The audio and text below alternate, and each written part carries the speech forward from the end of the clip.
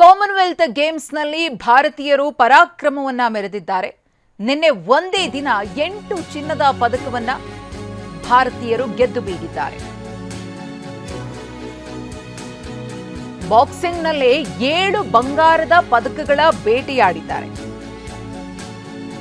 ಸಾಕ್ಷಿ ಚೌಧರಿ, ಪ್ರೀತಿ ಪವಾರ್, ಜೈಸ್ಮಿನ್ ಲಂಬೋರಿಯಾ, ಪ್ರಿಯಾ ಗಂಘಾಸ್, ಅರುಂಧತಿ ಚೌಧರಿ, ಸಚಿನ್ ಸಿವಾಚ್, ಅಂಕುಶ್ ಪಂಗಲ್ ಬಂಗಾರದ ಪದಕ ಗೆದ್ದಿದ್ದಾರೆ. F57 discuss Hotel Management with AI.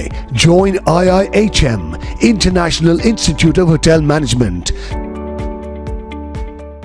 ಥ್ರೋನಲ್ಲಿ Soman Rana ಚಿನ್ನಕ್ಕೆ ಮುತ್ತಿಟ್ಟಿದ್ದಾರೆ.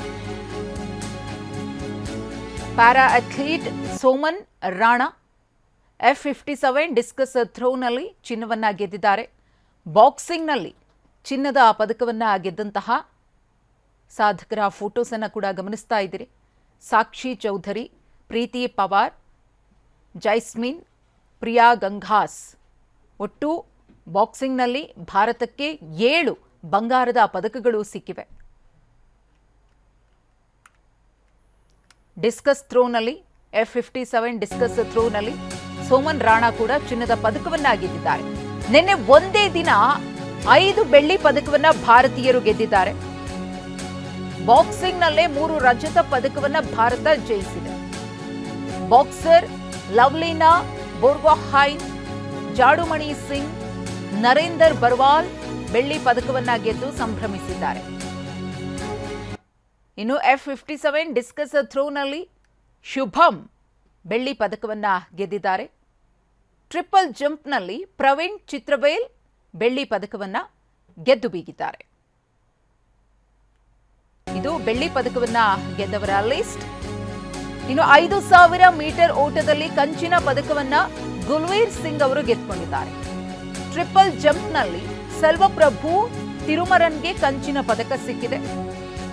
ಜುಡೋದಲ್ಲಿ ಕಂಚಿನ ಪದಕ ಗೆದ್ದ ಉನ್ನತಿ ಶರ್ಮಾ. ಕಾಮನ್ವೆಲ್ತ್ನಲ್ಲಿ ಭಾರತದ ಬಂಗಾರದ ಬೇಟೆಯ ಜೊತೆಗೆ ಬೆಳ್ಳಿ ಮತ್ತು ಕಂಚು ಪದಕಗಳನ್ನು ಪಡೆದು ದಾಖಲೆಯನ್ನು ನಿರ್ಮಿಸಿದ್ದಾರೆ.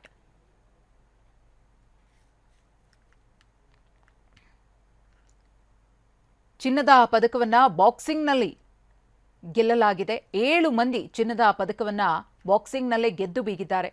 ಯಾರ್ಯಾರು ಅನ್ನೋದನ್ನ ಗಮನಿಸ್ತಾ ಇದ್ದೀರಿ.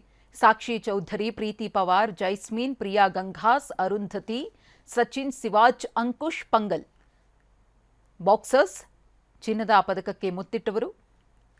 ಹಾಗೆಯೇ F57 ಡಿಸ್ಕಸ್ ಥ್ರೋನಲ್ಲಿ ಸೋಮನ್ ರಾಣಾ ಅವರು ಕೂಡ ಚಿನ್ನವನ್ನ ಗೆದ್ದು ಬೀಗಿದ್ದಾರೆ.